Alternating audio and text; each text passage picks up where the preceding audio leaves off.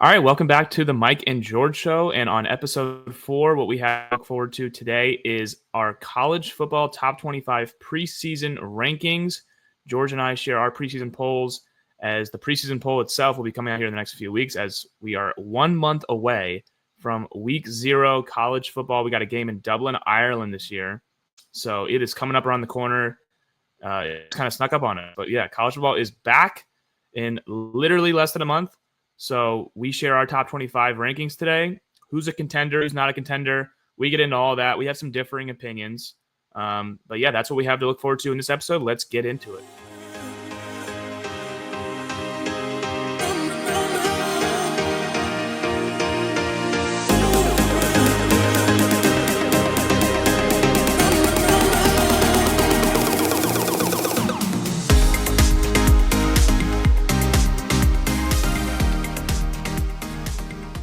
All right, we are back here with George to discuss some college football today. We've been seeing everyone's rankings, everyone's preseason. We got the SEC preseason poll that just came out a couple days ago. I think I said that to you. So it's about time. We talked about we're gonna do some more rankings. Well, we are gonna do some rankings today. We got our preseason top 25s as college a month from today, August 23rd, or July 23rd. A month is week 0. we got Farmageddon, Iowa State and Kansas State. In Dublin, Ireland, I believe. Correct me if I'm wrong. I'm pretty sure it's in Dublin, right? Yeah, in Dublin on the 23rd, I think. Yeah. Yeah. Well, last year we had a game in, I think it was in Ireland. It was Florida State, Georgia Tech. Which was one of the most fun games. It was an awesome game. I like that they're doing conference. I know they usually start the season off with non-conference opponents, but I do actually like that they're doing conference games week 0. Although I do, for Farmageddon, Iowa State, Kansas State, it is an awesome rivalry. So I am a little bit bummed that we're not going to get at the home aspect for that this year. But nonetheless, we're getting a great week 0 game in Ireland. So yeah, George, we got our college football talk. I know you want to talk some Clemson. They were getting some disrespect. Yeah, they were getting some disrespect in some of the shows we've been watching this week. But I'll turn over the floor to you. So what are our thoughts so far a month away from the season? Yeah, obviously we're winding down. We get a month away from the season. We're gonna talk a little rankings here. Talk about kind of the situation for each team. Right. Clemson, a little bit of disrespect from Colin Cowherd. He's always got a fun take in the chamber for you. But so we're just gonna kind of get into general top 25 and we'll have a little debate here, maybe back and forth, depending on how everything lands. So. I bet we will. Yeah. So should we go 1 to 25 or should we go 25 to 1? I mean, because I had a few honorable mentions. Yeah, I think we should go top down 1 to 25 because I had a couple honorable mentions as well. But yeah, I think the top is the easiest to understand. So, yeah, I mean, I could start here. I think it's weird because I think there's like a pool of like 5 to 6 teams. It's not like a large group. I know college football is about 5 to 6 teams that you could realistically say they could win the national championship. If you really want to get crazy, you can go to like 8 or 9, but there's never usually more than that. Which makes the expansion interesting because we used to only have 4. In some years, there really would only be 3 or 4 teams, the whole thing. My number 1 is Texas heading into the season. I really like the Longhorns this year. I love their skill group. Again, we don't really know if Arch can play. I think he can play. I'm pretty sure he can play because in the limited time he played last year when Quinn was kind of shaky, I really liked him. But honestly, what differentiates Texas to me, because you could say something about Ohio State and all these other teams, their turnover the quarterback. Bama's losing Milroe, Georgia's losing their quarterback back. Ohio State's obviously losing their quarterback, Will Howard. So it's a lot of unpredictable guys. I think I'm going to lean with Sark because I just trust Sark the most out of all the other coaches, at least from the offensive standpoint. So I really think Arch is going to be really good. And I got Texas at 1. I love their defense. Obviously, they're returning those guys. So I'm going to go Longhorns at 1. I'm interested to see who you have at 1 if we're aligned here. But yeah, I also went Texas 1. I hesitated with it for a little bit. Like you said, new quarterback Arch Manning, a little unproven, but I think that Texas just does everything great. And they really are back. Sam Ehlinger said it a couple of years ago, but they really are back now. He was maybe jumped the gun, but they are back. Yeah, he may jump the gun, but he might have been predicted, and he called it. But yeah, I think that Texas can compete with anybody, obviously physically. They recruit incredibly well. And like you said, the quarterback turnover, I mean, if you're moving on from Quinn Ewers, who respectfully to Quinn Ewers, he was a highly touted recruit. He never really kind of reached his potential at the college level. But like to have Arch Manning right behind him, I mean, it's just a testament to kind of the recruiting they have. And to be able to keep Arch Manning around, that kind of speaks to the coach that Sark is. Arch didn't want to be one of those guys, kind of like Nico, who we'll get into in a minute, who left a really good situation because he maybe wanted some more money, or he wanted to start faster, or another million other different reasons. When you go to Nico, or you go to Josh Heupel, or you go to a guy like Steve Sarkisian, because he knows how to work with quarterbacks, he knows how to put an offense together, and he's going to be a guy who's going to get you drafted high, regardless of if your last name's Manning. This guy's got talent. So yeah, I went Texas number 1. 25th ranked portal. They were 33rd in returning starting production with 9 returning starters. I mean, there's no, you can't really complain about Texas. I think the only question really is, what is Arch Manning going to be? But I think that even if he's kind of his B game, which was kind of what I saw out of Quinn Ewers last year, this is a team. Yeah, this is a team that can make a deep run, I think. So. Yeah, no, I was going to say the same thing. Because even it wasn't really Ewers last year. Texas's identity was running the football, and they returned Quinn Wisner. So in Arch Manning, I'm not like Texas's identity is the exact same. They still have Wingo. I think their freshmen last year were incredible. So where you got Ryan Wingo as a receiver, Colin Simmons might be. It's a really good freshman class, but Colin Simmons might have been one of the best pass rushers as a freshman last year. Like period, not just as a freshman. He was one of the best pass rushers in college football. Him and Dylan Stewart are like the electric freshman pass rushers. But Colin Simmons was awesome all season long, and he was really giving Ohio State problems in the semifinal game. So I just like Texas's young guys, really. And I think the quarterback isn't – it's more of an unknown, sure. But even if, like you said, if Arch is a B quarterback, it's pretty much – Ewers was a B quarterback for a majority of last year, and he was banged up. So, and again, Arch gives really like Texas's identity. You got Wisner still back there. You got CJ Baxter. They just have they have a lot of good players. They just have a lot of good players, and they're built up front too. And I just trust Sark. So yeah, Texas was 1 for me. I'm interested to see who was your 2 though, because I think after 2 through 6 is kind of interesting. It's kind of like a bunch of like. Exactly. 2 through 6, I think you kind of have maybe the same jumble of teams, but the order can be kind of as you prefer it. I went Clemson at 2. A little, obviously a touch of bias there, but I think that, we were second in returning production with 16 returning starters. We weren't the best portal class, but we did tap into the portal in places we needed to. When it picked up a linebacker, picked up an edge rusher, and picked up a tall wide receiver that can go high point the football. And then we grabbed Tom Allen at defensive coordinator after he and Penn State parted ways. And so I think that, Clemson only got better, this past offseason. And there's no reason really that Cade would ever take a step back. Obviously there's more tape on him, but I mean, he's working it with Garrett Riley for his 3rd year now. And I mean, just top to bottom, this defense is littered with first-round level guys. And if Clemson has the year that I'm expecting them to have, second is arguably underrated. Yeah, I mean, that's totally fair. I went Ohio State at 2. I just didn't, again, like you said, all these teams are close. I didn't want to jump the gun on Clemson because, they went 0-3 against the SEC last year. We talked about that earlier, but it's just, and you make a good point with the returning production. I think their defense is definitely, if you want to just go straight off defense, it's probably 1 or 2 for sure. And Ohio State lost all their defense besides Caleb Downs. So for sure, you can argue, well, the returning production, Ohio State doesn't have much. Clemson has a lot of returning production, but I just still trust it's again, Sayan's another guy that's barely played. He maybe played like a few snaps against, Toledo or whatever, but you got Jeremiah Smith there, you get Carnell Tate there.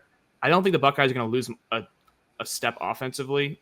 Defensively, they may have some issues because they lost, Captain Jack. So they lost a lot. They basically lost their entire defense. There's no sugarcoating it. But that week 1 game against Texas is going to be a really interesting, litmus test, if you will, to see not how far away they are because I have them 1 and 2.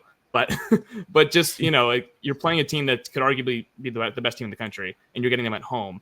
I just really think that Ohio State still has some of the best. I still think they have one of the best rosters in football, despite losing so much. It's weird to say. I just think that I just trust. They won a championship last year. I feel like you have to default normally to the team that just won the championship. Yeah, I think 2 through 4 is close. I think that's fair. I have Ohio State 3. I'm not disrespect them at all, obviously.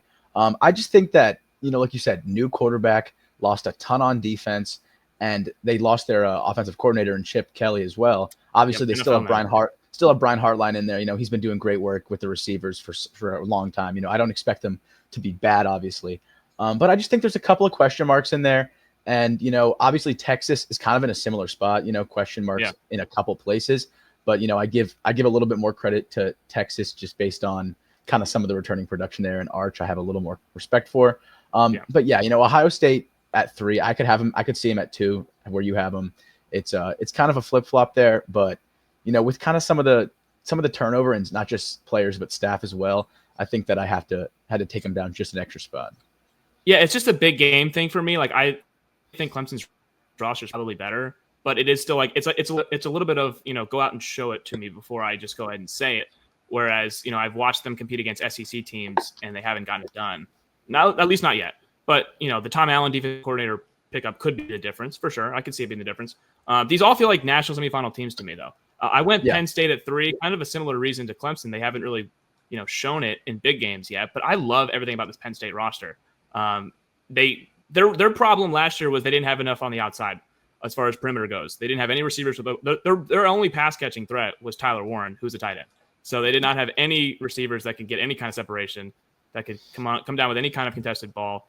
And they get Trevor Pena in the portal from Syracuse, who is awesome. I love Pena. I thought Syracuse was really fun to watch last year, in large part because of him. And he goes to Penn State. It almost feels like a perfect fit, a need, and they're able to get a need and an awesome fit as well. And obviously, I don't think there's a better running back tandem in college football than Nick the Quick Singleton and Katron Allen. Those guys are a load. And in the Big Ten, you have to have running backs because they're the weather gets cold. You're leaning on running the ball. As much as I actually like Aller, which is kind of contrary to popular. No one really likes Aller that I've talked to. I don't know why. But nonetheless, in the Big Ten, give me Aller. Give me the duo of Nick Singleton and Katron Allen, and give me that offense, because that's really I have no worries about Penn State's defense. I think we both agree it's one of the 2 or 3 best defense, right up with Clemson. One of the 2 or 3 best defenses in the country. My question mark would be James Franklin in big games. He tends to kind of soil himself down the stretch and make some questionable decisions. And then the receiving threat, they really didn't have any difference make, in that Ohio State game, even in that Notre Dame game, they didn't really have a guy. And those it was Ohio State at home, and obviously Notre Dame in the Orange Bowl. They just didn't have a guy to their guy was Tyler Warren, which I guess that was their receiver, but it was such a predictable offense. 44 the ball, right? This year, I think it's going to be a little bit more. They're returning everyone. They're returning both their running who are seniors now, Allen and Singleton. They're returning Aller, who was projected possibly first round, and they're getting a transfer of receiver. So I like everything about Penn State. I got them at 3, and I got Clemson at 4 for all the reasons that you said. Clemson at 4. But yeah, obviously, same thing here. I had Penn State 4, so the top 4 the exact same. Just kind of shuffled it a little bit with the 2, 3, 4, like we talked about. Like you said, the Penn State running back room, remarkable. Katron Allen, Nick Singleton, going to be a lot of fun to watch all year. I am pretty high on Drew Aller. I know, like you said, a lot of people kind of been disrespectful towards him. Yeah, I thought after his sophomore year, I was a little kind of iffy. I thought he had a lot to show still. Same. But I mean, he was great last year. The way he played against USC, the way he stayed in it against Ohio State. I mean, really, he took care of the football, and really he's got a great deep ball. He's got a great throwing motion. Like, this is a guy that you could absolutely see being an NFL quarterback in the future. It translates more to the NFL level for sure, no doubt. Absolutely. So I mean, it'll be interesting to see how it looks at the college level. Obviously, like you said, James Franklin, ton of respect for James Franklin, but he's had his moments in some of those big games. Never really been able to knock off Ohio State. I think he's got maybe like 3 top, or like 1 or 2 top 5 ranked wins since he got to Penn State, which it's not easy. Never easy to win top 5 games. But I mean, if you're going to win the Big Ten, you're going to have to win those games. So I had to put Ohio State above them, even though Penn State probably is a little bit more well-rounded as it stands in mid-July here. But I think that it's any given Sunday or any given Saturday. Sorry, let me get that right. And Penn State Ohio State is going to be a really fun matchup. I know it's in Ohio State, but that'll be a great one to watch, obviously. So yeah, I thought Penn State's best chance of knocking them off was last year. They got it at home. It felt like Ohio State was kind of leaking. They came off the loss to Oregon, and then they kind of had a weird game against Nebraska. It kind of felt like that was a chance to get Ohio State. And they were spotted a pick 6 that Howard threw right to them to start the game. It felt like that was the moment. That was James Franklin's time. Now you return everybody almost, and you can make the argument that this is another pretty good chance to knock off Ohio State. Ohio State's losing a ton, as we just mentioned. They lose basically their entire defense besides Caleb Downs, who might be the best defensive player in football, but nonetheless, they lose a lot defensively. Penn State is now, again, it's in Columbus, so a lot harder to win in Happy Valley than in Happy Valley. But I agree. I think Penn State, maybe just roster-wise, is probably better than Ohio State. But the games do have to matter. And James Franklin, until you knock on that door a lot, but until you knock the door down, it's tough to just be like, sipping all the Kool-Aid of the Penn State hype. You got to go out there and win it first before you get that recognition for sure. And I had similar to what I said before. It's just kind of 4 is a fine preseason spot for them. Oregon, I had 5. Yeah, Go ahead. Yeah, I was just gonna say you can't be mad at Clemson at 4. Obviously, 2 through 4, it's like almost the exact same. So yeah, you were saying? Sure. Yeah. I had Oregon at 5. It's another thing. I respect Dan Lanning a lot. I love Lanning and Dante Moore. I think this is a underrated topic. True freshman at UCLA with Chip Kelly. Even after all the quarterback situation, Ethan Garbage, they threw him in. There was a terrible O-line. He got beat up his freshman year. He transfers to Oregon knowing he won't play behind Dylan Gabriel. And it's almost like a redshirt year. It's basically a redshirt year. He sits in 13-0 last year with the number 1 seed. And now he takes over the ring. And I just really like Dante. I have high hopes with Dante Moore. I actually kind of liked the flashes he showed as a freshman despite taking a ton of sacks. I just think this is a great situation for him to walk into. You get a 5-star incoming freshman, Declarion Moore. I just trust Oregon's offense a lot to make it a good situation for him. And obviously Dan Lanning, how could you not trust that defense coached by Dan Lanning? Yeah. So I just think Oregon is a no doubt top 5 or 6 team in the country. I put them at 5 here just because I think the teams behind them are just a little bit more. They have a little bit more questions. And I just think I got to respect Oregon and what they did last year, beating Ohio State, beating Penn State, 2 teams I have ranked in the top 3, and kind of getting hosed by the format, being the 1 seed and getting to play. Yeah, just a brutal. But I like Oregon at 5 here. I'm interested to see who you had at 5. Yeah, I also went Oregon 5. This is kind of where I felt the most comfortable is 1 through 5, and then 6 through pretty much 6 through 25 was kind of a bit of a who knows what. But yeah, Oregon, obviously, like you said, Dante Moore, ton of respect for a guy who's going to go and probably not make as much money, not play as much, but he recognizes that Oregon's an absolute powerhouse. Dan Lanning's building a contender year after year. It's a fun place to play, and they're in the Big Ten. So, I mean, yeah, it seemed like a really smart move. Doesn't seem like there's a lot of guys who are making smart long-term decisions in college football right now. And it kind of feels like Dante Moore made that exact choice. And it looks like it's going to pay off for him as he gets to be the starting quarterback for one of the best teams in the country. Oregon, 5th-ranked portal class. They're always going to be aggressive in the portal. Not a ton of returning production, only 5 starters on that side of the ball returning.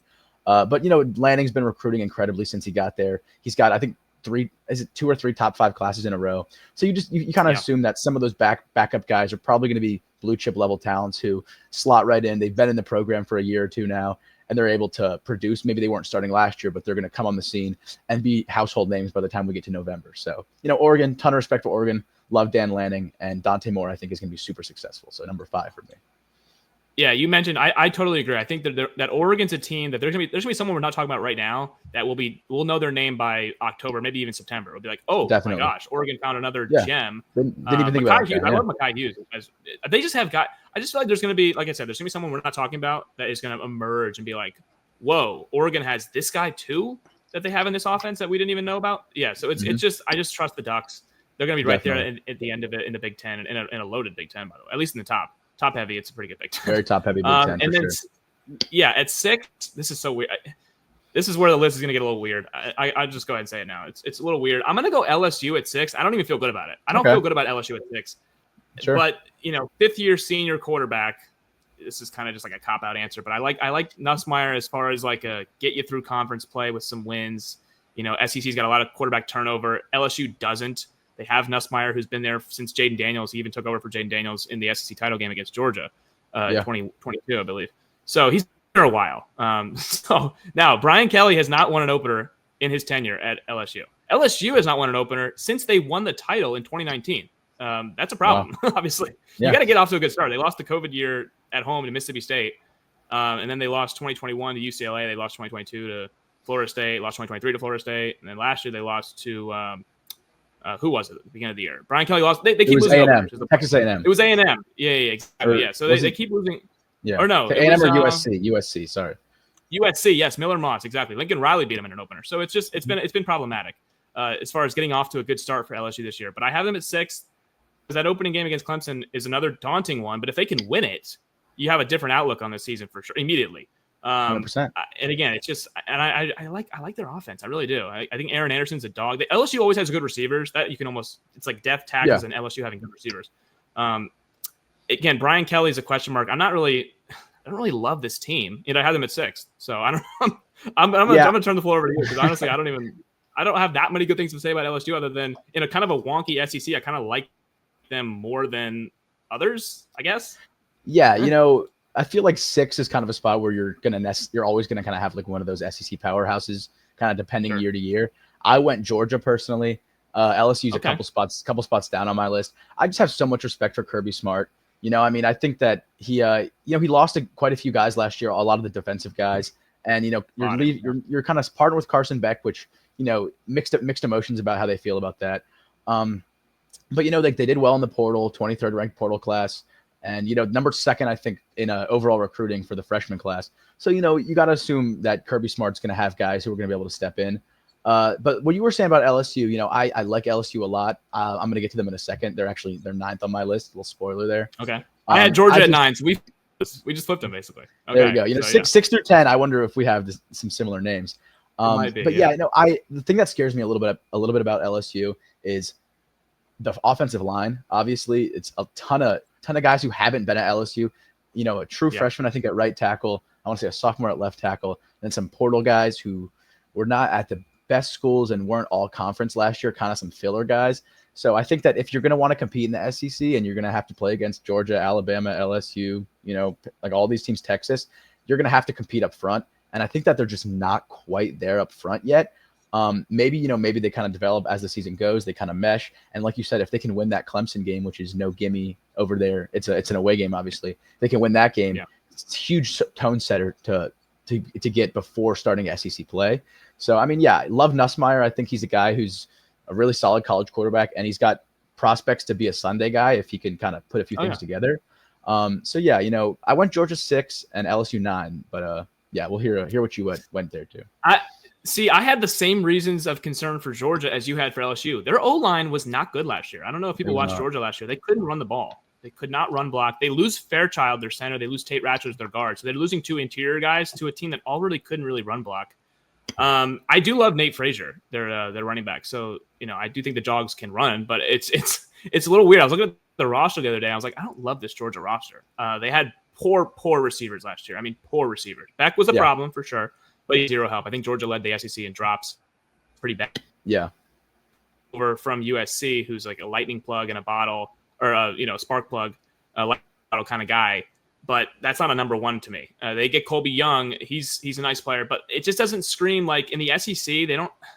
Again, I would almost use it so many times. He's just he's made it work with rosters that maybe haven't been top notch. I don't think last year's roster was like as good as their championship rosters. Obviously, they were once they lost Bowers and Bowers and McConkey, the offense took a dip. Beck took a dip. Yeah. Beck was not as good last year, obviously, without his top 2 guys. But nonetheless, they still won the SEC. So like to your point, you almost got to just default to Kirby because he's made it work with that defense being as good as it is. It just feels like at some point too much is too much. And I don't see this Georgia roster as an SEC championship roster at all. The only way I talk myself into Georgia winning the SEC is just based off of Kirby, because I don't think that this roster can win the SEC this year. I really don't. And maybe they prove me wrong, but I think the O-line is still a problem. It was kind of a problem last year that got masked. That Ole Miss game, they got bulldozed up front. They kind of got bulldozed up front in the Georgia Tech game. They won the game in like 9 overtimes, but it was kind of a problem. And it was definitely a problem against Texas, to the point where they knocked Beck out of the game. They couldn't pass block, and they couldn't. It just I don't know. They won a lot of weird games last year. They won that Texas game because the Texas kicker couldn't make a field goal. They won the Georgia Tech game in like 1 million overtimes. Georgia kind of got some interesting wins last year. Not saying they won't get those this year, but those tend to even out.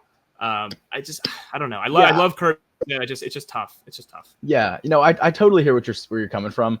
Part of it with Kirby for me is kind of the same stuff as I was talking about with Dan Lanning. Is he recruits so well, and his track record is just so impressive that in the same light we were talking about Oregon, Georgia's going to have 1, 2, if not 3 guys who, when it comes to October, we're going to be like, oh my God, yeah, them. How do we not think about them when we were sitting here in July? Because they recruit so well. And like you said, they had a down year last year. Going into last year, in the same boat as you now, thought that Georgia was not a team that was going to win the SEC. I thought that, and they did. Alabama with DeBoer, who knows, and they did exactly. Like there's a lot of talent in the SEC every year, always, and they did with their backup quarterback. So, you just never know. That Gunnar Stockton's coming back this year. He's got a full offseason as the starter to prepare, and Zachariah Branch, as you said, He's going to be one of those guys who just comes in and lights a spark plug. Maybe not a wide receiver one, maybe more of a slot guy with the speed to burn you on the outside. But still, someone they need for sure. Exactly. Having a guy like that on the team at all is just a benefit. So, ton of respect for Georgia, ton of respect for Kirby. Have to say that. Yeah, this is tough. I went Notre Dame at 7. I actually had Bama at 7. I flipped them. This is tough. I think Bama's got one of the most talented rosters in football. But again, it's more quarterback turnover. They lose Justice Haynes. It's just, I don't know. This is a tough one for me because I really like Bama a lot. But they lost some games last year where it's like they never would have lose those games with Saban and Saban's coaching staff. It's just a little weird. And I love DeBoer. But losing to Vanderbilt, losing to Oklahoma, and getting housed in both games kind of was problematic. But I still do really like Alabama's roster. I went Notre Dame at 7 for every reason besides their quarterback play because I don't even know who it is. Notre Dame just went to the national championship last year with Riley Leonard, so in the portal they got him. I would have loved to see them get like a Jake Retzlaff. I know he just committed to Tulane yesterday, the BYU kid. I don't know. I have no faith in the Notre Dame quarterback room this year. It looks as dire to me as it did when they had Tyler Buckner, who then transferred to Bama, and it was in Columbus, and they got bulldozed off the field because they couldn't throw the football. I don't know who is playing quarterback at Notre Dame this year, but I like everything else about the roster. I love Marcus Freeman, and I think they're a top 10 team, and I don't know who the quarterback is. So I don't know. Like, where did you have Notre Dame? I'm really interested to see where you had Notre Dame. Yeah. Ironically enough, we've been doing this the whole time, but I went Bama 7, Notre Dame 8. So we were kind of right in that same boat, and you had it the same way and flipped them. I think that Alabama talent-wise is just so good, and they're so young. They were, I think, what was it? What is it here? They were very young last year. Yeah, tied for 5th in returning production. So 14 starters coming back. They had a good portal class, 21st portal class, got 12 guys there. And Ty Simpson was a 5-star guy. Bama's always going to have a 5-star guy coming in there.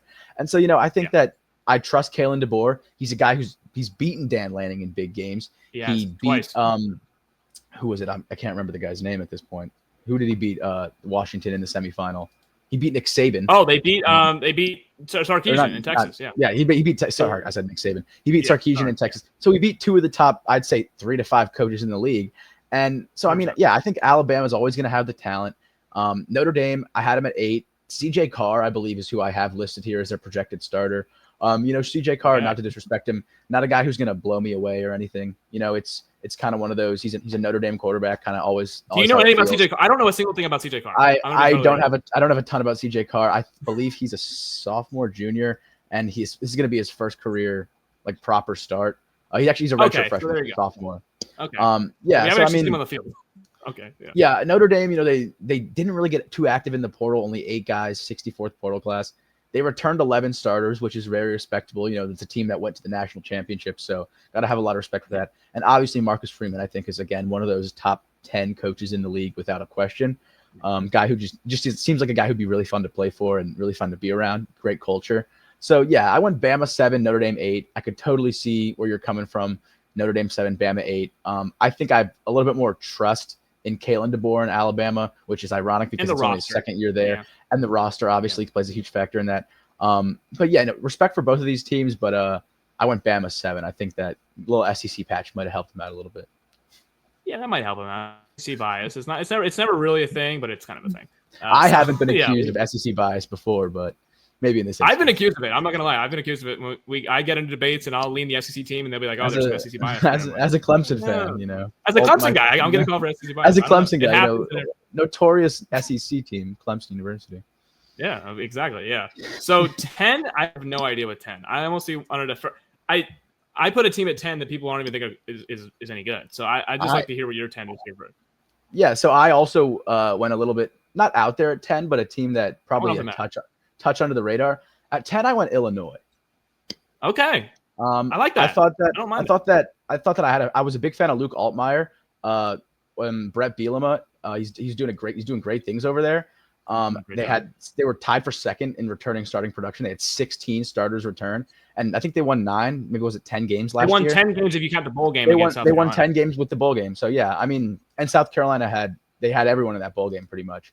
So I think Illinois is a team that's going to be able to come back and I haven't looked at their schedule yet, which is on me. I should have been doing that before. But I think it's not that bad. I think they get Ohio State at home.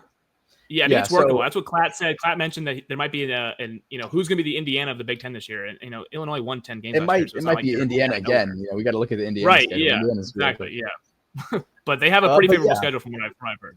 Yeah, their schedule looks actually super workable. The Big Ten, with all the credit you give to the top half of the Big Ten, the bottom half of the Big Ten, if you're a team like Illinois or like Indiana who's just a notch above them, it's a schedule that's really workable. Yeah. It's kind of, you can kind of bottom feed. You get your Purdue's, you get your Maryland's, you get your Rutgers, which, credit to those programs, but they're not the SEC bottom feeders that you think of, which still have huge NIL funds, right?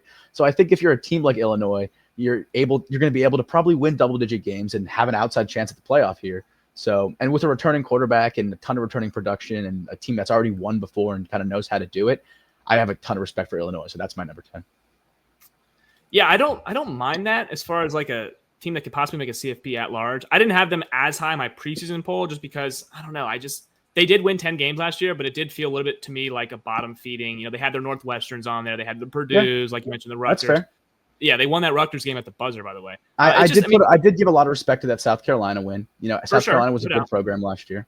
No doubt. And they proved that they were legitimately a top 15 team. And I have them at top 10. It's just weird because I don't think it's such a open. I don't love any of these teams necessarily. I have Texas A&M at 10, and I don't love Texas A&M.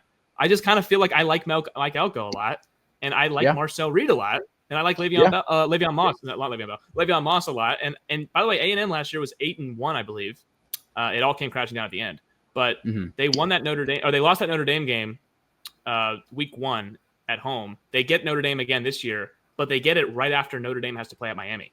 So they almost get like a scheduling break. They play, I think, a Panera Bread Tech or whatever. They play a cupcake week 1, and then they get week 2 after Notre Dame has to play a tough game on Monday, I believe, or Sunday, Labor Day, against Miami. So they get a short week against Notre Dame, and they get.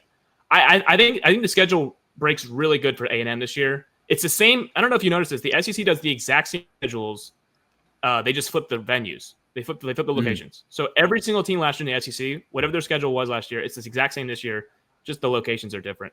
You're still going to have Florida with the most difficult schedule in football, and A&M favorable schedule last year in the SEC. They kind of faced they faced Florida again, but they get Florida at home this year. They had them in the swamp last year. They face LSU this year. They get them at Death Valley this year. They get Texas again, but outside of that, it's like bottom feeding. Could kind of they avoid Georgia. They avoid Bama. A&M's kind of got a path. They were one win away. The game against Texas, it was winning in for either team, the Longhorns and the Aggies. It was whoever wins goes to Atlanta. And the schedule sets up pretty nice for them this year again. And that was despite A&M losing that game at Auburn last year. Even when they lost that game at Auburn, kind of a look-ahead game to Texas, they lost that game, and they still had a win-in game in the SEC to get to the SEC title game. So I don't know. Of these next cluster of groups, I kind of like A&M a little bit. Yeah. Just because I think the schedule breaks pretty well. And I think A&M's always going to have talent. We don't have to argue about their talent because they always have like upper echelon talent. They just kind of always fall short. It's like, wait, how did A&M go 8-4? Or how did A&M go 9-3? They have like a top 5 talent roster, but they just kind of always underwhelm. I thought last year with Mike Elko, they actually overperformed last year. I'd like to hear what you think about A&M though. Yeah. I don't quite have A&M at 10. They're in my top 15 still. But yeah, sure. I'm a big fan of Marcel Reed, and I'm a big fan of Mike Elko, as you said. And I also think, I believe it's Colin Klein's first year now, maybe it's his second year as the offensive coordinator there in A&M. And so I think that when he had Connor Wegman in there, he was maybe felt a little bit hamstrung as a coordinator. Wegman maybe can't do as much athletically as Marcel Reed can. And I know Klein kind of likes that West Coast offense, motions, misdirect, like you want to move the ball around RPOs. And Reed kind of gives you the opportunity to do that. And so I think that A&M is going to be a real good team. I had them at 14. Like you said, the schedule's workable. But to me, it's just when it comes to being in my top 10, and especially for an SEC team, I just don't know if A&M is going to be able to compete with some of those big boys. I think that they're capable of doing it. The talent is probably there. We talk about some of those Jimbo recruiting classes. Like he used to bring in some absolute dudes. And, a lot of them hit the portal with kind of the new era and the NIL stuff. But Elko's doing a great job as well. So, yeah, I think A&M's good. They did great in the portal, and they returned a bunch of guys. Marcel Reed, ton of respect for him. So, yeah, I had him at 14. 14. I had him at 13. I apologize. I misread that. But, yeah, so that'll be a good team, I think. And them and LSU, it's just those two kind of feel like teams that are maybe on the outside of the SEC a little bit, of that top cluster, the Alabama, Georgia, Texas. The way I see it a little bit, maybe the way kind of the media persuades us to believe. But yeah, I think that A&M's a team that can absolutely make a run if things go their way. Yeah, I had LSU as the second best team in the SEC, but I think A&M could talk themselves into being in that top 3 or 4 group. It just depends on, like, last beat LSU. They kind of whooped LSU. Marcel Reed was awesome in that game. They kind of needed Marcel Reed for that Notre Dame game week 1 to give you that element that you were talking about. And they didn't start him until week 3 at the Swamp, and he was really good in the Swamp against Florida. And I thought A&M, again, it's just tough because they get the exact same team. They lost at South Carolina last year. They get South Carolina at home this year. They beat LSU at home last year. They got to go on the road this year. So it's the same games. You're playing against teams that you kind of feel like you're in the same region as South Carolina, LSU, Florida. Even you can say. But I like A&M. I had 11. I had Ole Miss, and Ole Miss is another team that had another quarterback turnover. Austin Simmons, who played sparingly last year against Georgia and a couple other teams. This is another one like Lane Kiffin. How do you think about Lane Kiffin? But I like Lane Kiffin. They can't really win the big game, kind of similar to A&M, even though they did beat Georgia last year. But then they followed it up with a loss at the Swamp. They lost to Kentucky at home. They'll have some stinkers, but I like Ole Miss this year if they can just avoid the damaging loss. Kentucky at home last year was the damaging loss, or they'd be in the CFP, obviously. But Ole Miss, obviously one of those teams that kind of similar to A&M. And it's tough when you say they can't win the big one because in the SEC, it's like there's 3 big ones every year for every team. Yeah, you got to win. You have to win the big one every time, right? And they should have won that game at Death Valley. They had that game won in LSU. They had it wrapped up. And they blew that game. They lost it in overtime. But they had that game at LSU won. They blew the game at home against Kentucky. Yeah, for sure. Yeah, that LSU game was ridiculous. That I think it was LSU never actually led for any clock. They took the lead in overtime where the clock doesn't actually count. So they led for 0 seconds of that game and won the game, which is pretty absurd. It's crazy. But yeah, I think Ole Miss, I have them at 12. 11, I went, actually, you might be a little surprised to hear this. I went Arizona State. I don't mind that. I think that Arizona State is, in my opinion, the Big 12, the betting market might not reflect this. I think Arizona State is far and away the best team in that conference. Like far away. Oh wow. Okay. Maybe not far and away. That might be a bit of an exaggeration, but I think that they have the best quarterback.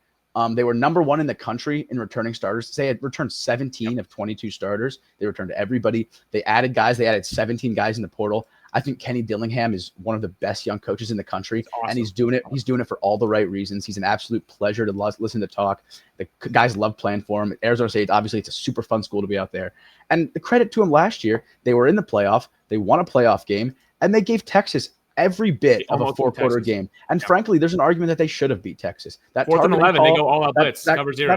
That targeting call on or non-call on Michael Taffy is going to be something that they remember in Arizona State for a long, long time. So, I think that this team is hungry. I love Kenny Dillingham, and I might be a little bullish on him, maybe higher than some others, but I think Arizona State is 11, if not higher.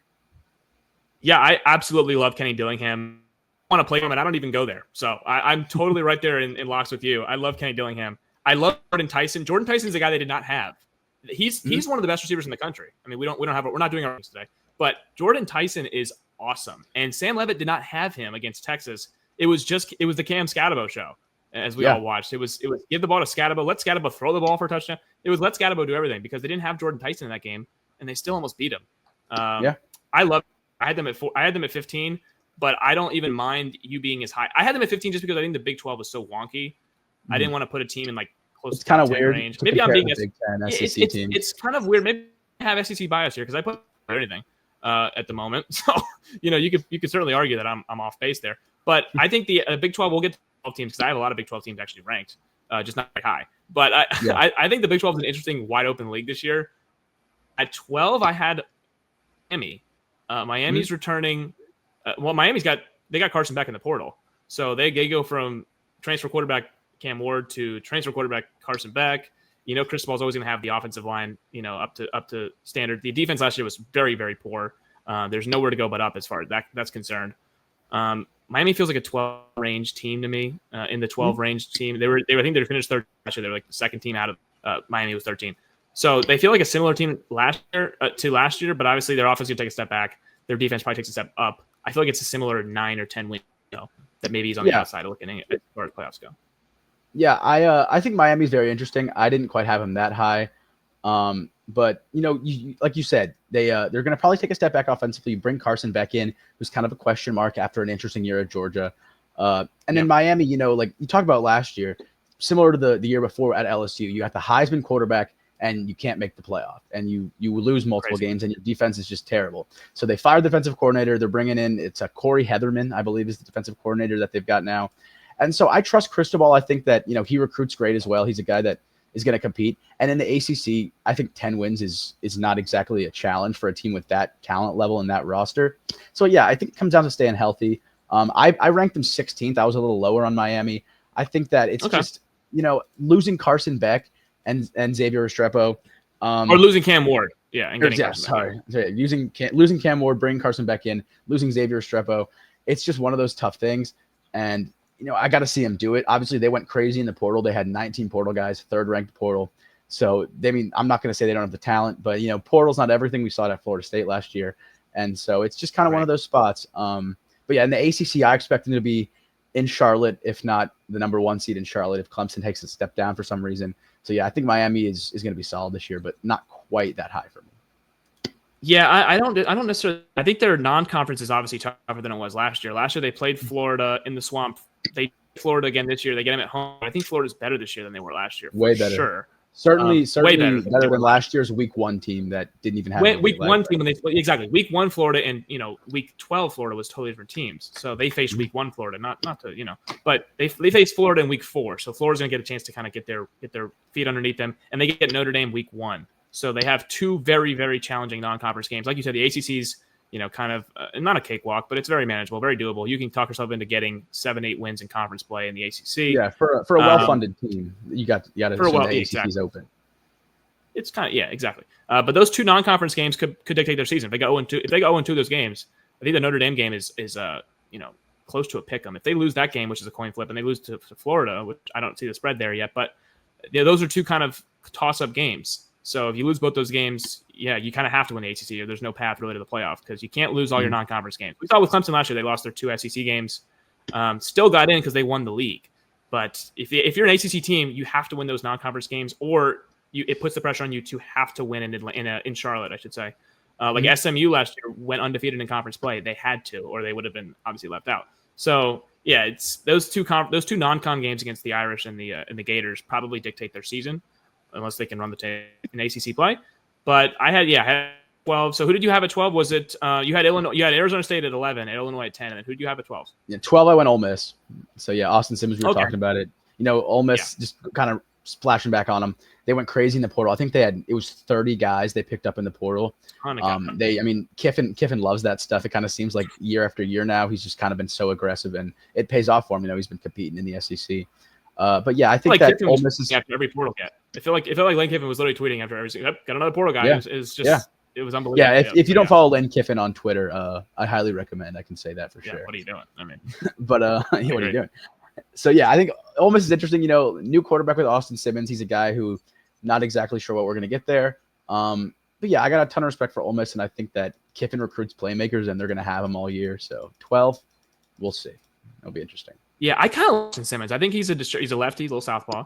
So he's kind of a distributor, can get the offense, which is a lot of game stuff. It's a lot of, not a lot of full field reads. It's a lot of one read, get the ball out.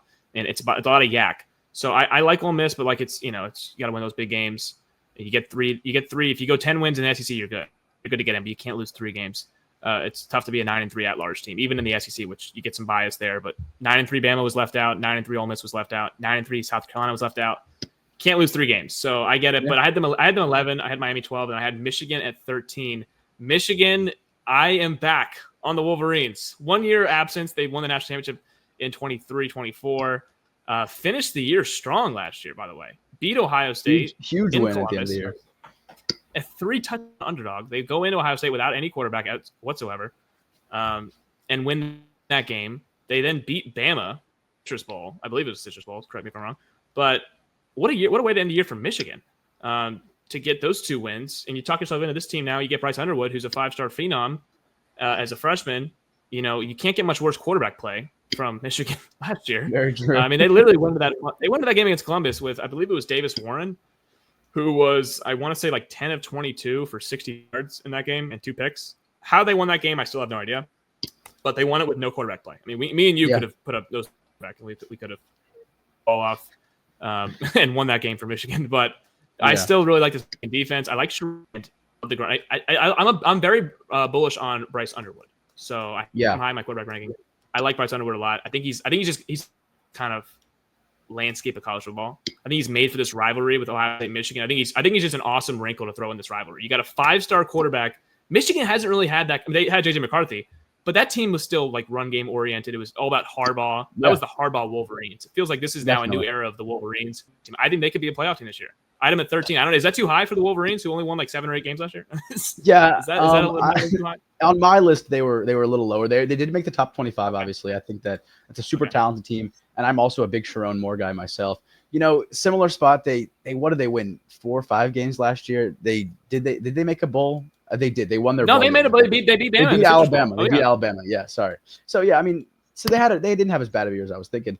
But yeah, I think that then they beat Ohio State to get into a bowl, and they went. Yeah, which is crazy. But yeah, the true freshman coming in there at quarterback. You have to kind of put your kind of hazards on a little bit with that. For sure. And yeah, coming off a year where they lost so many games they should have had no business losing. I understand you lose your coach, you lose your quarterback, you lose your national championship core, but you're in the Big Ten and you're Michigan. There's no reason that you should be dropping 6 games any year as the Michigan Wolverines. But in that same breath, I think that they've done a great job kind of bouncing back from that. They returned 13 starters last year and they picked up 16 guys in the portal. Bryce Underwood obviously is the main headline for that team. He's going to be watched under a microscope from week 1. He's already being watched under a microscope with that NIL deal. So yeah, I mean, I think I'm not as high. I don't think on Bryce Underwood as you are. It's hard for me to see a true freshman quarterback, no matter how big physically he is. I understand he's a huge guy. It's hard to be so high on a true freshman quarterback playing in the Big Ten, playing against some of these nasty Big Ten front sevens that he's gonna have to see. So I was a little lower on Michigan. We'll get to him kind of in a bit, but I can understand your reasons. 13. So if I told you that Bryce Underwood had like a DJ Lagway kind of, they didn't have Florida's schedule obviously, which was ruthless last year, but they had a favorable Big Ten schedule. But he kind of had some flashes of Lagway, who obviously came on very strong last year at the end. What a similar true freshman, because I was really high on Lagway last year. They played him. They didn't start him until like week 5, I believe. And they kind of got off to like a 2 and 3 start or whatever it was. But if they play Bryce Underwood right away, which I'm assuming they will, I just think that he's going to be really good. It's a good conference, top heavy. But like we said earlier, there's some Marylands on there. There's some Michigan States. I think Michigan's obviously much better than their in-state rival. I don't know. Like if he's as good as I think he is, which what if he's Lagway of last year, who showed a lot of stuff as freshman, and the schedule is easier than an SEC team like the Gators. Absolutely. What if he's that? If he is that, then what could Michigan's outlook be team this year? Could they win 9 or 10 games? Yeah, I think that if he has kind of a Lagway type season, he's never perfect. He made a couple, costly mistakes here and there, but he was definitely very good. He was better than Graham Mertz, in my opinion. His ceiling is way higher, and he can run the ball as much as he wants. So if Bryce Underwood was able to kind of give him that spark, I think that Michigan, yeah, like you said, could be a double-digit win team. But yeah, like I said, it's very hard for me. You got to temper expectations with one of those young quarterbacks. And then Sharon Moore is dealing with some of that suspension stuff. I think he has to miss the first game maybe or the second game. I don't know exactly what it is. One of those early games. Yeah, Michigan's kind of dealing with some off the field stuff. But if they can kind of focus on in between the lines and focus on the opponent in front of them, I think this is a team talent-wise that'll compete with anyone in the Big Ten. And then obviously the Ohio State game is bigger than a roster or anything. It's just kind of its own separate 1-week season in a way. So yeah, I think that if Michigan's able to get consistent quarterback play and limit turnovers, they're going to be a team that wins 9-10 games and possibly competes for the Big Ten. Yeah, no, I agree. Because the last time we saw them doing that, they were winning the national championship game. Just don't turn the ball over, have consistent quarterback play, and you can talk yourself into them being a threat in the Big Ten. So who did you have at 13 then? So 13, I went 13 went A&M. I think I might have said that earlier. Marcel okay, yeah, Reed. you did. Yep. So then 14, I went South Carolina, which I think that South Carolina is a team that very volatile. Kind of, they lost quite a few defensive guys with a really nice year. They had a really nice team last year, but I think that Lenore Sellers is probably the best quarterback in the SEC as it stands right now. I mean, that guy, as a Clemson fan, I hate complimenting the Gamecocks, but that guy's an absolute nightmare. I mean, he just doesn't go down. And yeah, I think Shane Beamer is been pretty successful in South Carolina. He's building something real there. So yeah, I could see South Carolina as high as like number 8 or 9 when this season kind of gets ramped up. Like there's a lot of LSU, Arizona State, Ole Miss, A&M, Illinois. There's definitely teams ahead of them that, when they're playing at their best, South Carolina will probably be beating those teams. So, yeah, it's just interesting. You kind of, like I said, you're tempering expectations, didn't return a ton of guys, only 9 returning starters, and a new offensive coordinator. It's Mike Shula in his first year. So, it's going to be a team that needs to score and needs to protect Lenore Sellers. But, there's a few of those guys on that Carolina roster that we've been waiting, like Nick Harbor. You're kind of wondering, when's Nick Harbor going to show up? And he was a highly touted guy, one of the fastest guys in the country, probably not even in football, just in general. He just absolutely moves. Yeah. And so, if Lenore Sellers can kind of start building a chemistry with him, I'm sure they have been, coming out through spring camp. But if he can kind of start feeling a connection with him during the games, get Williams, Bryce bumping, South Carolina is a team that it's not a super fun time to play against when they're playing well. So, credit to that. 14 is where I have them. Yeah, I had Illinois 14. I think I mentioned that earlier. So you had them at 10. I had Illinois 14. I had Arizona State 15, and then I had South Carolina at 16. I like South Carolina as much as you. I don't have them at, what you have them 14. I had them 16 because I don't know who they're throwing the ball to. It's Nick Harbor, and then who else is it really on the outside? Like, I was waiting for them to get like a portal guy to kind of like combat, because last year it was Lenore Sellers, Rocket Sanders, but a ground and pound team, not that much of a threat in the air. They needed to beat Bama last year. They were so close to beating Bama. They just didn't really have a guy on the edge that could, outside of Nick Harbor, who you could really rely on. Even when Nick Harbor was in at times, you really kind of had questions like, okay, does South Carolina have a reliable down-to-down kind of guy that Lenore Sellers can drop back and actually look to make some big plays? And it's very, very slim in the SEC. The margins are very slim, but who are they throwing the ball to? I love Lenore Sellers. It's tough, but the first name I think of, obviously Nick Harbor. I want to say it's Mazeo or Mazeo Bennett. He's a guy from Greenville. Yeah. He was I think he went to school with Tyler Brown. He was one of those guys. Clemson was trying to recruit him as well. He actually, I think he had like 600-700 yards last year. He's one of those guys who's going to probably take a step forward. And so if Lenore's can kind of start seeing him over the middle of the field. Yeah, he was a true freshman last year. Okay, only 337 yards. But 30 catches, 3 touchdowns as a true freshman. He was contributing right away. So I wouldn't be shocked if we're going to need obviously he's going to have to get a little bit better for sure. Going to have a little more production. You have to kind of assume he's going to take a step forward, right? You're bringing back a Heisman level quarterback when he's playing at his best. You got to assume that he's going to be delivered good footballs. So yeah, I think that, like you said, the wide receivers is a bit of a question mark. So hopefully the defense can kind of help them out there. But when you got Lenore Sellers, you can win games without anybody else. Yeah, my worry, you mentioned it, they did lose a lot defensively. Is there any way South Carolina's defense could be as good as it was last year? Because their defense is what kind of kept them in games. They kept them in the Clemson game.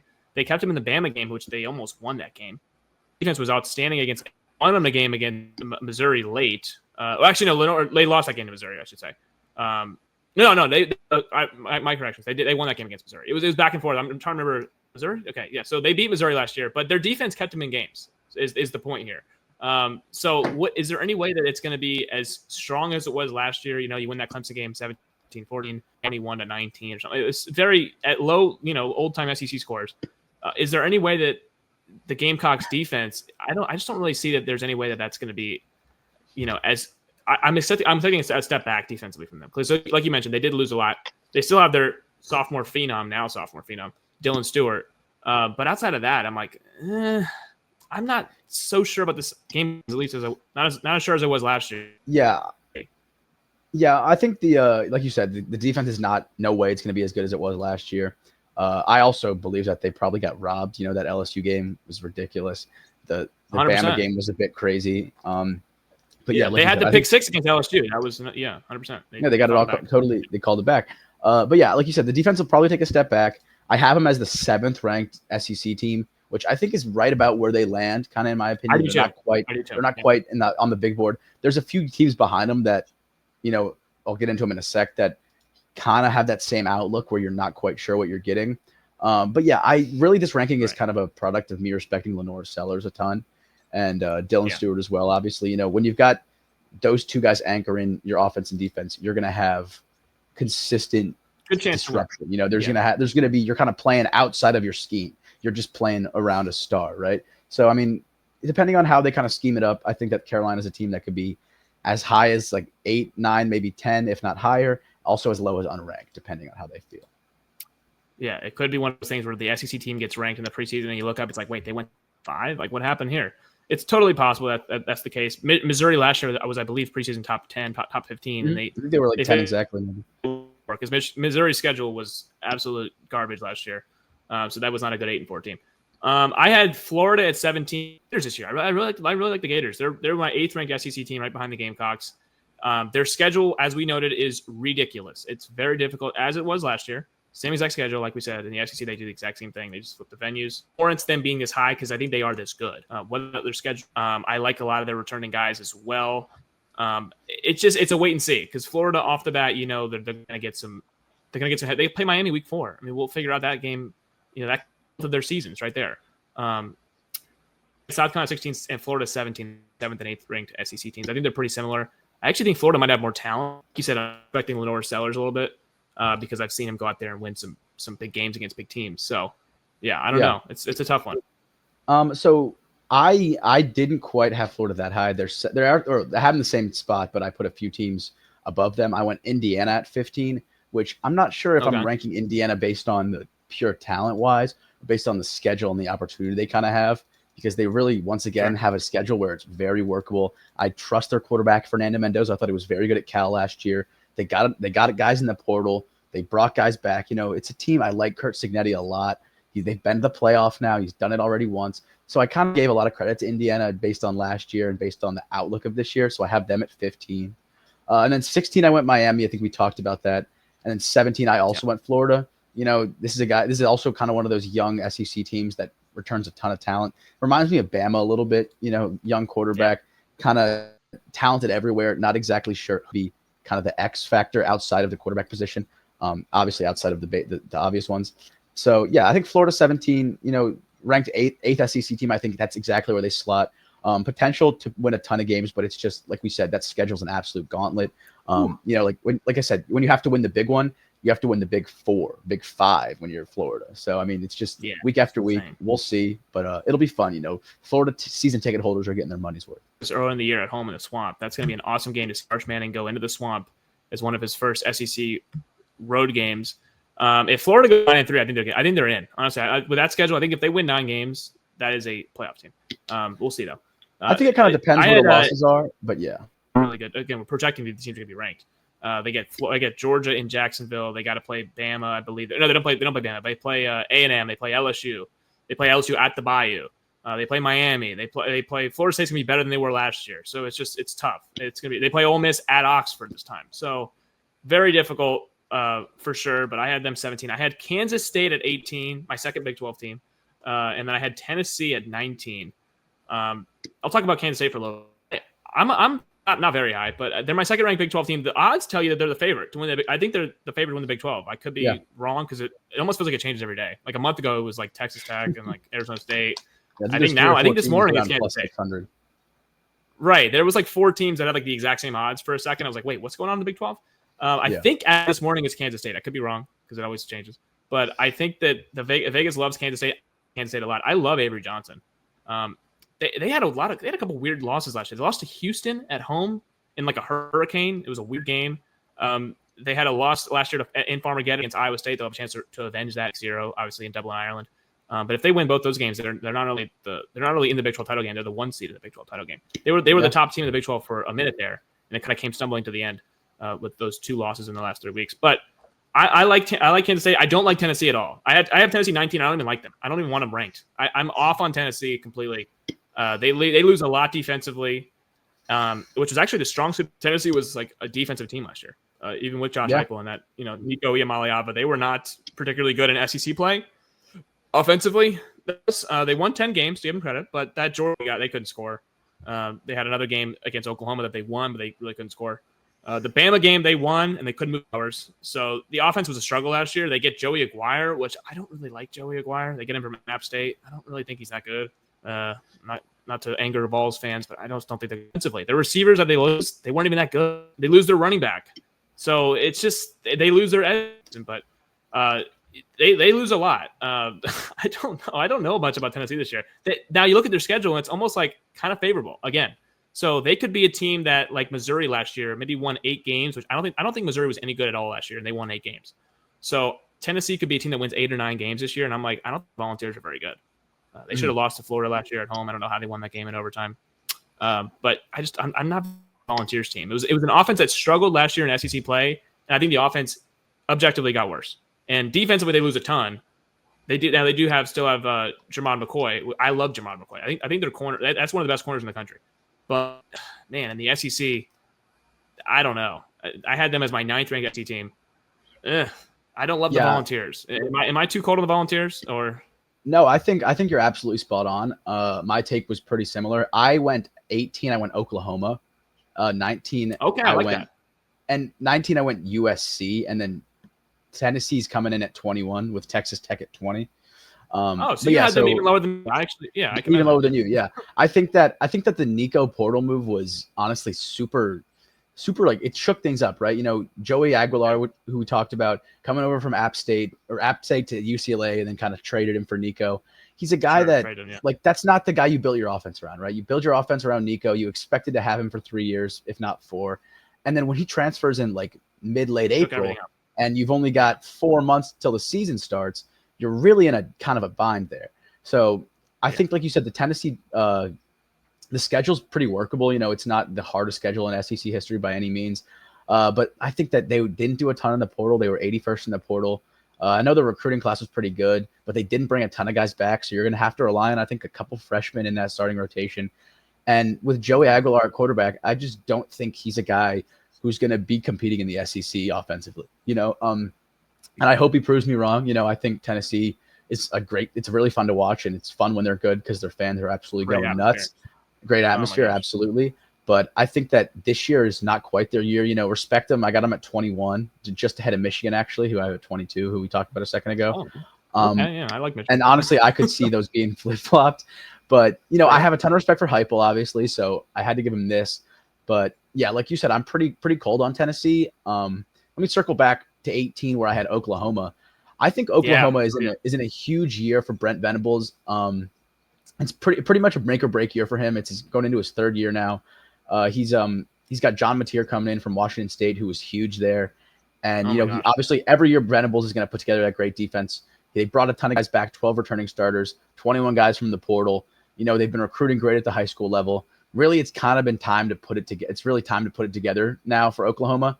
And so I think I might even be low on Oklahoma. You know, this is a year where Venables is really playing for his life, it kind of feels like out there. And so I think that they also have one of the hardest schedules in the entire country. Obviously playing in pretty much everything plus the Texas game. And so it'll be interesting to see, but I think that they're going to run the ball well. They're going to defend really well. And they're not going to ask John Mateer to do too much. I don't think he's going to be doing exactly what he was doing last year at Washington State. But I think he's do everything, right? Yeah, exactly. They do everything. But I think this year he's going to be just kind of complimentary, kind of like that J.J. McCarthy role, maybe even a step up, where he's able to make all the throws he needs to make. He's a leader on offense. He facilitates the offense. He gets the ball to his guys when he needs to. And so, I think Oklahoma is going to be a solid team. Honestly, if anything, I'm kind of talking myself into bumping them up a little bit here. How much respect I have for Brent Venables and John Mateer as well. But I think 18 for now, maybe, as obviously it's a fluid ranking. You know, they have some big games early in the season and they go to Texas halfway through. So I think Oklahoma is pretty good this year. Yeah, I had them at 20, and I think that they're going to finish the season higher than 20. So let's just confirm. These are preseason rankings. So I totally agree with you. I was looking at an Oklahoma. I was like, what's the best value plays in the SEC this year? Because I really like, outside of Texas, I think it's a wide open league. Like you talk about the roster turnover with the so many quarterback changes. Yep. So much quarterback changes. It feels like, there's not a lot of guys that, like Nussmeier is still there, but like a lot of the guys, Sellers is still there, but it's a lot of quarterback turnover. And I think the Oklahoma quarterback turnover is for the better, because last year they lost some games because of poor quarterback play. Their defense was good last year. Like you said, Brent Venables has fixed the defense at Oklahoma. For so many years, Oklahoma couldn't stop anything. Their defense last year was very good. Their defense won them that Auburn game. Their defense tried to win in the Missouri game, but then their offense gave it away. So, for sure, I thought just off of quarterback turnovers, theirs is by far going to take the biggest jump, because Mateer's awesome.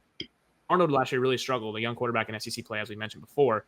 They also get Jaden Knott. So they get 2 West Coast transfers. It's kind of similar to Miami last year. Remember, Miami got Cam Ward from Washington State, quarterback, changed their offense. They also got Damian Martinez from Oregon State, 2 West Coast guys that changed Miami's offense completely. Oklahoma goes out and gets Jaden Ott from Cal. Jaden Ott's an awesome running back. SEC guys might not watch much of Jaden Ott, but he's awesome. So they get a guy from Cal at running back. And they get a guy from Washington State at quarterback. This could completely change Oklahoma's offense, which was terrible last year, to being a formidable offense. I think that the Red River Showdown this year the Red River rivalry might be the SEC this year, because last year it was like 34-0, 34-3 to compete offensively. I think this year they can compete they can win. But I think Oklahoma, like you said, I'm almost talking myself into moving them higher than 20 preseason rankings. So let me not get too crazy. I think they won 6 or 7 games last year, so it wasn't. Or I don't even know if they won 7 games, 6 games last year. So let me not get crazy about that. They did beat Alabama to actually make a bowl game, I believe it was. Smoked Alabama. It was it was not a very good offense last year. Not a very good team last year. I think that they're going to finish the season higher than 20, at least that's what I had them as. And then 21, I had Texas Tech. So my third ranked Big 12 team. I love Texas Tech. I love Baron Morton. I really like the Red Raiders. I almost need to like pull the brakes off of the Red Raiders a little bit. But I like the Red Raiders a lot. And the Big 12 is so wide open, I can't just like hitch my wagon with them. You know what I mean? And then I had SMU at 22. So those are my 2021, 22. Yeah. Yeah. So I was USC at 19, kind of for a lot of the same reasons where I had Oklahoma at 18. Kind of feels like another one of those make or break years here for Lincoln Riley at USC. You know, he brought in DeAnton Lynn last year. Defense took a big step forward. They extended him. Then he brought in it was Rob Ryan, kind of. I think he's the assistant head coach this coming year. So I think that USC with Jaden Mayava coming in there in his first year starting, it's in a year where, like I said, the Big Ten, if you've got a workable schedule, and I think they do, they can win more games than they're going to lose, and hopefully compete for the Big Ten title, because Lincoln Riley, frankly, needs to. So I'm in a little bit of kind of like a wounded animal mode where they need to win this. I have USC at 19. I went Texas Tech at 20, so right next to you. I think that Texas Tech is doing big things. Big 12-wise, the way they're spending, they should be able to win the Big 12. NIL. You know, NIL, I know the softball team alone is ridiculous, but football, Texas Tech has dipped into it. Oh, yeah, you talk about the softball, the pitcher. Texas Tech is living in NIL money right now. They are going for it. Not sure where they're getting it from. You know, I'm not here to speculate rumors where it's coming from. Pat Mahomes, possibly. If the money's green, the money plays, right? So, they were the second-ranked portal class. They were tied for 14th in returning starters with 12. Baron Morton, I'm also very high on. He's coming back for another year. You know, having a returning quarterback at all in college football is pretty much a huge benefit to your team. So, Texas Tech 20, I think this is a team that pretty volatile, but talent-wise should be able to win the Big 12, like if they play at their best. I think Arizona State, obviously, I have a little more credit to just because they've done it before, and I have so much respect for Kenny Dillingham. But Texas Tech at 20. Then, like I said, Tennessee 21, Michigan 22, which we talked about. And then if you want to should I just go through the rest of them? I can do the last 3 if you want. Yeah, the last 3. Yeah, go ahead. Yeah. So 23, I went Georgia Tech. Obviously, I'm very high on Georgia Tech. I think they could also be a team that finishes higher than they were ranked. I'm sure we'll get back to that. Agree. 24, I went Vandy, Diego Pavia, big Diego Pavia guy. And then 25, I was SMU. Okay, so this is interesting. I have Georgia Tech in my ACC championship game, and I don't have them ranked. So this is really weird. I'm almost talking out of both sides of my mouth here. It's very, very odd rank he's doing, but I don't have ranked in my preseason top 25. So I had 23. I had BYU right behind SMU at 22, who they beat last year in non-conference play. And then at 24, I had USC, who you mentioned. And then I rounded out with Nebraska. I like year 3 Matt Rhule teams. In the year 3 Matt Rhule is usually when the jump happens. It happened at Temple. They completely revamped that team in year 3. That's when they were really good. I think they came out of the group of 5 as like the year 16 or whatever it was. And then year 3 at Baylor, they were in the Big 12 title game. So I'm not saying Nebraska is going to be in the Big 10 title game in year 3, but year 3, Matt Rhule usually gets it fixed. He usually gets all the issues fixed. Now, Nebraska's had some real issue at times, but I like Matt Rhule and I love Dylan Raiola. I think he played as a true freshman last year right away, which doesn't usually happen. I thought there was some ups and downs, but overall I liked what I saw, and I have a lot of faith in Matt Rhule specifically. And I think sophomore Raiola will cut down on the mistakes a little bit, and Nebraska will be an offense that isn't necessarily like a little bit more gun shy. I have faith in Matt Rhule. So I had 25 Nebraska, but the teams I just had missed was Georgia Tech and Louisville and Auburn and Indiana. So I didn't have Indiana ranked. I'm sorry, Kirk Cincinnati. I'm sorry. I wasn't the big Mendoza guy. But so that was my top 25. What were teams that like just missed out for you? Yeah, a couple honorable mentions. That's where I had Kansas State was 26. They were right outside there. I know you were pretty high on them. I had Mizzou there. I'm a little bit 50-50 on Mizzou. I'm not quite sure what I'm getting, but I have respect for Drink. I think that Drinkwitz is a good coach, and I think that they get Bo Prabula. I love Bo Prabula. I'm a big Bo Prabula guy. I think that I liked what he did at Penn State. I love the way James Franklin talked about him, and so I think he's going to go in there and just work his butt off and be great for Mizzou.